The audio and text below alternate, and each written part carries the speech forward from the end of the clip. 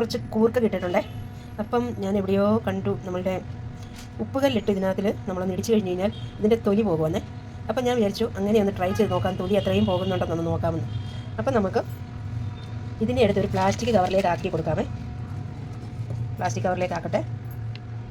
അത് പ്ലാസ്റ്റിക് കവറിലേക്ക് ആക്കിയിട്ടുണ്ട് കേട്ടോ. അപ്പം നമുക്കതിലേക്ക് കുറച്ച്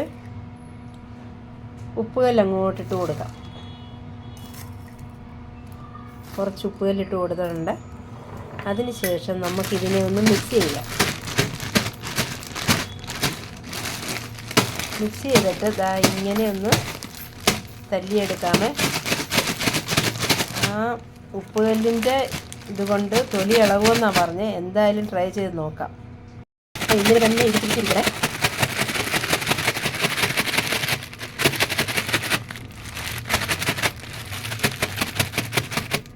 അതിങ്ങനെ ഉപ്പുകല്ലിലൊന്നും ഇടിച്ചിടിച്ച് വെച്ചിട്ടുണ്ട് കേട്ടോ.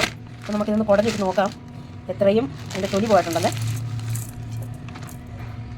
ഇതുണ്ടോ, കുറേയൊക്കെ പോയിട്ടുണ്ട്. ഇനി വെള്ളത്തിനകത്തിലിട്ടൊന്ന് കഴുകി നോക്കാം.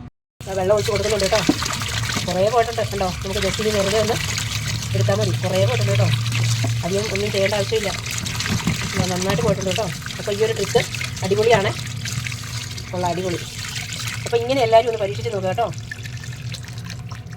ഉപ്പുകല്ലിട്ട് തൊലി കളഞ്ഞ നമ്മളുടെ കൂർക്ക ഇരിക്കുന്ന ഇരിപ്പ് നോക്കിയേ. ഞാൻ തൊട്ടതേ ഇല്ല കേട്ടോ. ജസ്റ്റ് ഉപ്പുകല്ലിട്ട് ഇടിച്ചതിന് ശേഷം ജസ്റ്റ് ഞാൻ വെള്ളത്തിലിട്ടൊന്ന് കഴുകിയെടുത്തതാണ്.